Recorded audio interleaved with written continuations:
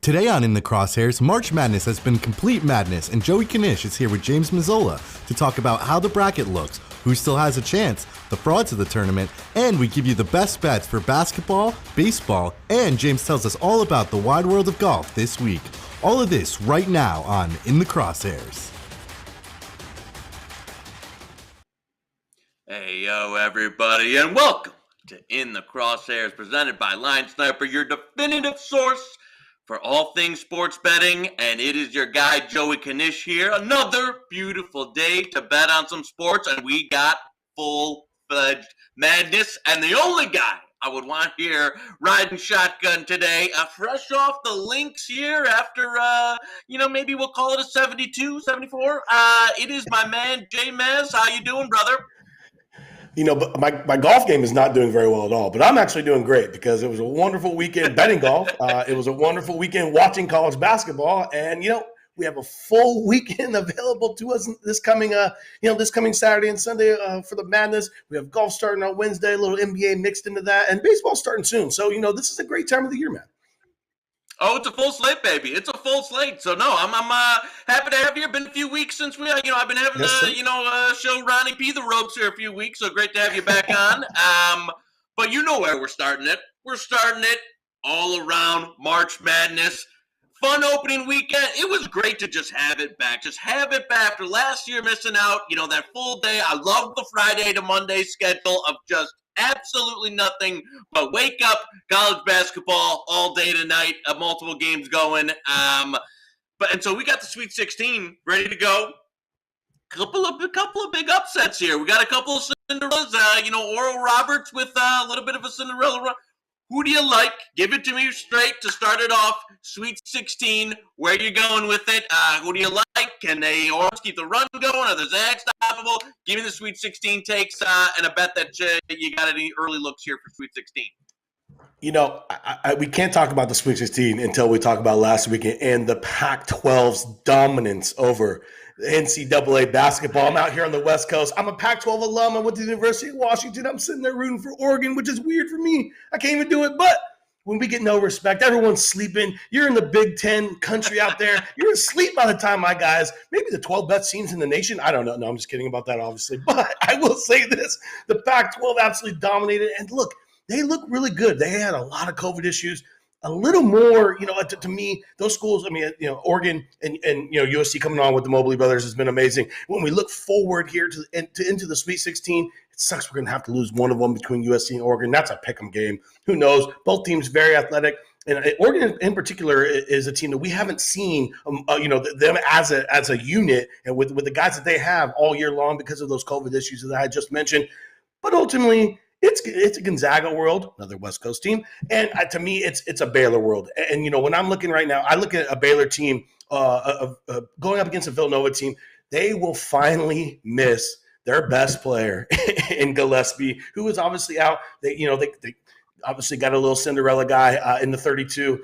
No problem dispatching Winthrop in the first round. This is when they will need him. I think Baylor is going to absolutely destroy this team. I laid the -7. I have no problem doing so. And look, I know you're going to have a little bit of a disagreement, so I can't wait to hear your other argument. But I think that is the team that can give Gonzaga the best run for their money. So tell me why you think it's someone else. Well, yeah, I first of all here, I don't know what I prefer. Football season where the West Coast teams, just getting pounded and laughed at. I don't know what's happened here. That Pac-12 West Coast athletics with a resurgence here to come out the West Coast here. I made some Pac-12 conference championship bets during January with the rationale that took a couple of long shots with the rationale that the conference is terrible. They don't have any elite teams, so I'm just going to take a couple. And all of a sudden we get to March, and now the Conference of Champions can't lose. So, no, here, you know what? Early look here for Sweet 16, though, as far as games-wise. Been a cute story for Oral Roberts. Fantastic scoring team. I think they get buried here by Arkansas. Arkansas team that can really put it on you. High press, defensive, go on some crazy runs. Oral Roberts was worst defensive net rating in the tournament. They made it work in the first couple of rounds. But one Ohio State team I thought was vastly overrated They got a Florida team I didn't have a lot of respect for. And credit to them for, 15 upset, first time they get to a Sweet 16. All great stories. I think it ends here. I think they get buried. I laid it with Arkansas -11. Now, as far as who can challenge the Zags, the straight answer is probably nobody. I don't see really anyone in the face. If I gotta give it, I added some more Zags over the weekend. Some futures are still 2-1 out there. Still buy anything 150 or better. If I gotta make an argument for argument's sake, I think there's a couple teams in the SEC, Alabama or Arkansas, that play a little bit of an up pace, a tempo. They've got depth. Those are the teams that I think could give Gonzaga a run if they're shooting well. In reality, though, do I really see anybody making a real shot at them? Probably not. USC or Oregon, you're the Pac-12 master. Who wins? Who gives Zaga the better game of the two? Which one? I really think I like Oregon in that game just because I feel like they're riding on all cylinders. But in terms of against Gonzaga, I actually like the USC because of that length. The Mobley brothers just pose a different threat than they have ever seen, right? I mean, you got a 7-footer, and I always get them mixed up between Isaac and Ethan, but you got two guys who are long, who can shoot, who can go inside and out. And you've shown what their skills is, and the younger brother is a top, basically a consensus second pick overall, right? So you have the athleticism to be able to compete with a Gonzaga team that is very, very tough. But then even when you look at the Oregon, who I think Oregon actually matches up better against, I think they probably would take care of it against USC, but they are a little bit worse matchup just because of that weird size that USC poses. I think that's just a weird matchup for anybody. But again, I really think that Baylor team is the one that we're looking at. A lot of guys were down on them going into the tournament because of their COVID issues and the defensive inefficiencies that they showed coming off of that. And now they have time to practice. And to me, when you couple their athleticism, their ability to shoot, and that defense is just crazy. I mean, they get after you. I expect them to completely lock down Villanova, and then they're going to be in for a dogfight against Arkansas. I guarantee that. But I mean, you tell me this. I have a question for you. What do you or your guys make a Baylor Gonzaga? I can't imagine it's more than just a bucket, is it? And as you said, Baylor had that if you're using like the season-long numbers and the modeling and stuff, they had that, that downswing after the COVID that you're talking about that kind of deflated their expectations, deflated some of their prices. And you obviously saw against Wisconsin that just, laid the smackdown on a good Big Ten team. So I agree that they're probably a touch undervalued here, especially kind of coming into the tournament there with, mid-season, you would have said it's around to pick them, right in there. Then Baylor has the COVID, their play level falls off, kind of craters a little bit. They're really starting to pick it back up now. So I agree.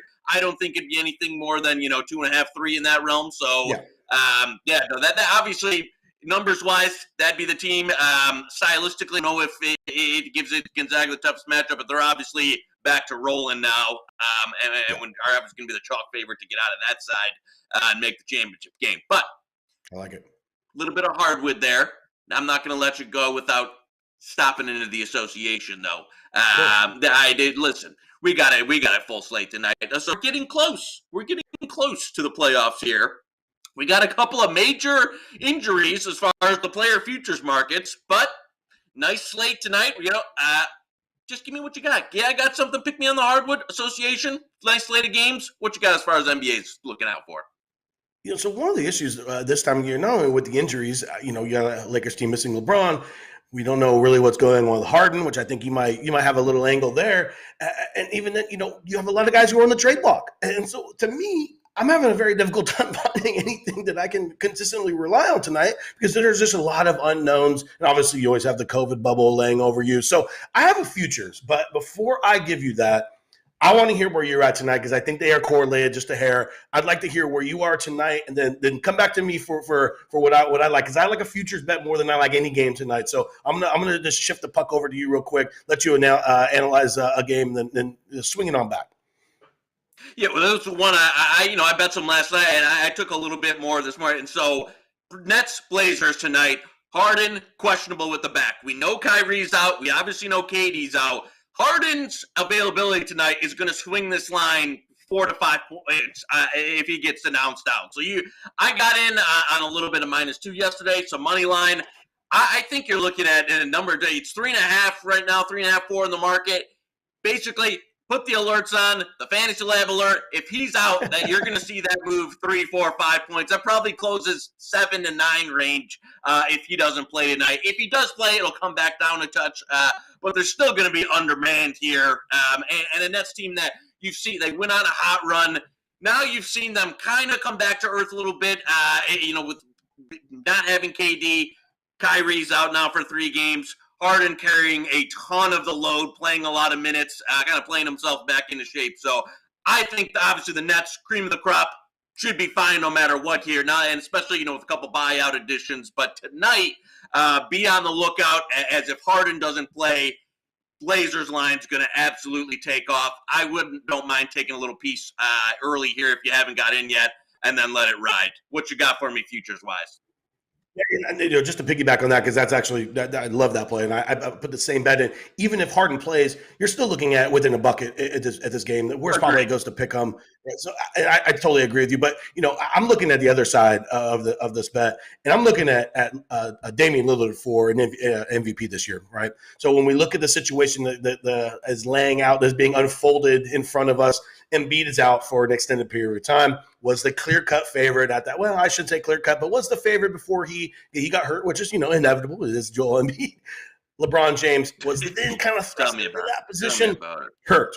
Should stay away. Should not play. Just hang out, man. You had a long season last year. Just kick it. You'll be ready for the playoffs. Get a couple of easy wins, and obviously, they're going to be the full-fledged favorites as long, assuming him and Anthony Davis are back in full-fledged. So now we're looking at a guy in Giannis who they're not going to give Giannis a three in a row. Okay, I think he's 3, 4 to 1, like something like that.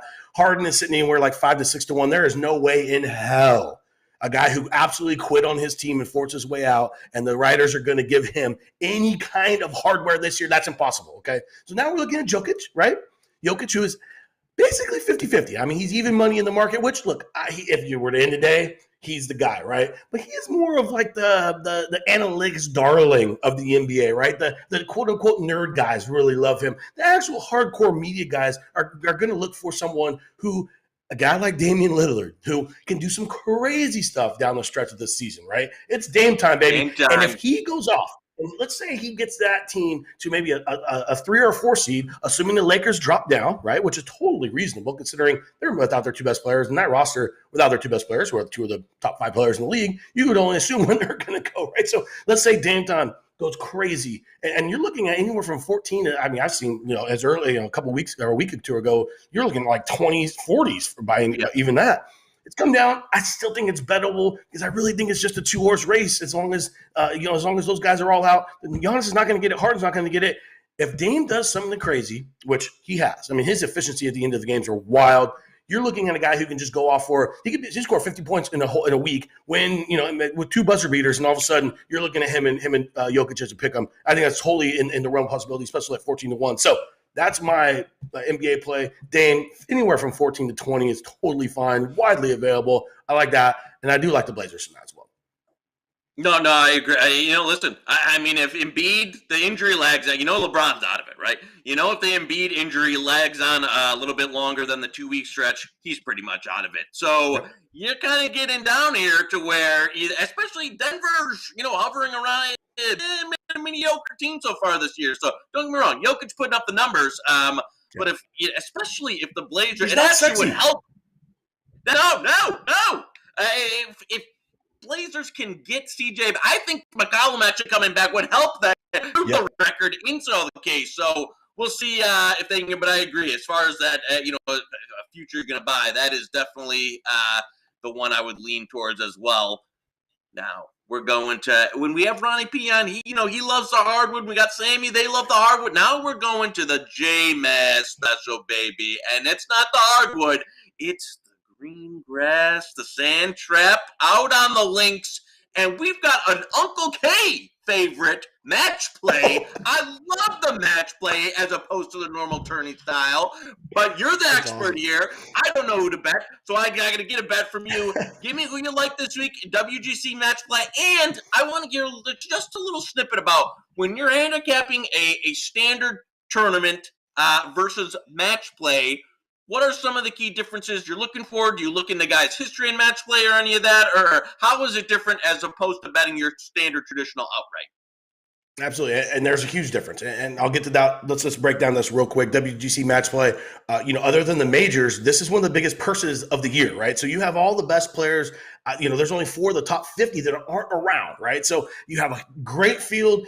It's a little wonky. So they have pods. They have basically 8 pods. You play the guys in you play the other 4 guys in your pod, and the winners go out and they get right into that Elite 8, and then you go from there to the Sweet 6 or to the Final 4, and then you go out from there. Austin Country Club, beautiful golf course. It's basically like a birdie fest, and so there's a lot of birdies to be made here. It's rather short. It's a Pete Dye design, and there's Pete Dye specific players out there who do play well on just his courses because they're a little funky. There's really tight sight lines off the tee, really weird false fronts on the greens, all kinds of weird stuff. So, but when I'm looking at a match play, I look at 2 things. I want guys who can make putts, and I want guys who have shown to be good match players in their past, not just their pro past, because there's not a lot of pro match play tournaments. I like to look at the amateur matches as well. So when I'm looking at handicapping a golf tournament like this, give me a couple of the guys who have won U.S. amateur events, which is 2 rounds of qualifying and then 64-man tournament all the way down to the end, right? Obviously, you're going to look at Ryder Cup, and you can look at this course or this tournament as well in terms of your handicapping. Now, as a more broad look at it, it's a lot more random. Match play is very random. It's very difficult. And to be honest, if you want to take it very easy this week, I will be doing that. I don't necessarily like handicapping this golf tournament as opposed to stroke play. And the reason is, Joey, we just don't have a lot of data to figure this shit out. This is a once-a-year tournament, and they haven't been having it for that long. So we don't have enough to know the differences between stroke play and match play in a pro tournament environment. So it makes it very difficult. So when I'm looking at this week, I want guys who have been successful before. I start with a guy, Victor Hovland, a U.S. amateur winner, 33-1. We're going to go to Patrick Reed, who has obviously been a great, a Ryder Cup player, 28-1. And more importantly, make sure you're betting guys in the right quadrants, right? You don't want a dude who's going to come up against another guy in the round of 16. That's just pointless. So take a look at the quadrants, take a look at how they played in match play. And, if we're going round by round, we might want to get some dogs going in there. Anything to add to that? Because I would love to hear what your guys are saying as well, because I really don't like handicapping this golf tournament. I got to tell you, I've had some of the same lane. One putt that I was given this morning was Dustin Johnson, right around a little plus 105 plus 110 in his pod.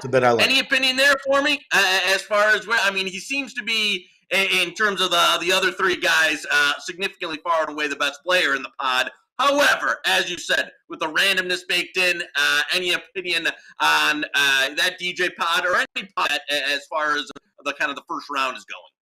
Yeah, it's interesting because Dustin Johnson is a guy who I feel like is undervalued in the outright market. He's clearly the best player in the world, and he's priced up there, with JT and with Bryson. So I actually took a little piece of him in the outright. So, I would imagine, assuming that the derivatives are correlated, which you never know. Sometimes they are, sometimes they aren't. It's really easy to figure that out. I would love him in the pod. And honestly, the other guy I love is in the direct opposite, down in the bottom right-hand corner. John Rahm has by far the easiest pod to get through. And then the pod above him, I don't like any of those guys either. So I do have a Rahm outright as well at 14-1. And again, those guys are priced the same. So you can see where the DJ value comes from.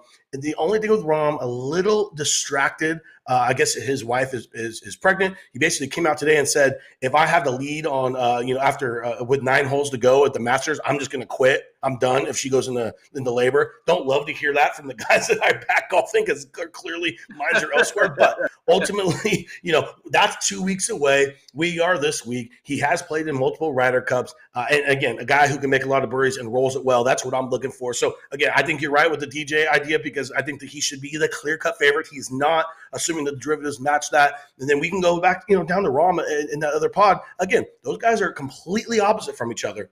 So the only way they meet is in the finals. And that's what kind of more of a strategy, especially if you're playing DFS. Look for the guys. That's what I'm actually loading DFS this week because most of the lineups don't even think about this stuff, right? So you can look at guys and just basically make a team based upon guys who have the ultimate way that they can, make the most points before they meet each other. That's definitely the way to go this week. Gotcha. No, I like it. I love the. I know, sometimes it doesn't make for the great event, especially in a finals. But I like the match play. You get a little bit, more aggressive line there with the guys not, if you're making a 12 on one hole, it doesn't matter because you just move on to the next one there. So I love the head-to-head amateur stuff. So no, that'll be a fun one this week. But you know what time it is, baby. The time to put the money in the people's pocket here. The best bet of the week. I know where I'm going because the ice has been good to us on the show lately. But give me where you're at. Give me the best bet for the week, the one that's going to make people a little of the money a year. You're going on the ice, huh? Okay, interesting. Listen, I've been all over the ice, baby. It's been, you can barely skate anymore. We've been so hot.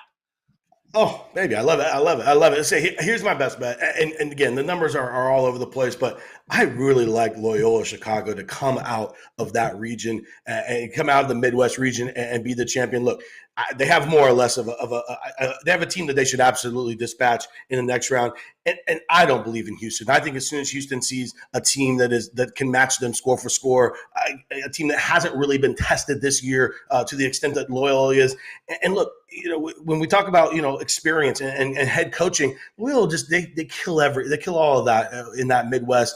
I think you can get that anywhere from 2-3 to 1 to come out of that region. So for me, I think that's the best bet. And again, nice thing is if they win the next game and you can easily hedge off of it because they're probably a little bit of you know more about this than I do. Probably a little bit of a dog, to Houston. So you can probably get. It's not a big dog. They probably would be 2-3 point underdogs to Houston. So you can hedge off of it just a little bit if you need to. But to me, I think Loyola comes out of that Midwest rally. I think they should be a lot closer to a pick 'em or a favorite to come out of that. No, I hear. I mean, I like. Hey, listen, they handled Illinois. And that's a team. That's a great team. I mean, that was masterclass. And you saw Illinois made a few runs at them. They got NBA players on the roster. And that was just. They're really. I think they. And I agree. I think they can make the final. I mean, that level of it. It's not an upset. They're an 8 seed, by name only there. Because that team can play, baby. So, no, I like that. Just to add one thing. In that bracket. Yeah. Yeah, just to add one thing, and again, I'm terrible with names, and if you want a little bit, and their best player to win the most outstanding player, if you want don't take him in the futures market to win the whole thing. Yep. Just take him to be the best player, the most outstanding player of the tournament, and you got yourself some value there. So either way, I think that they're a team that's I think they're just underrated, and all the metrics had them as a top 15 team coming into the season or coming into the tournament. So they're basically just doing what a lot of the smarter guys than I am expected. No, for sure. They have been fantastic, and I like that bet.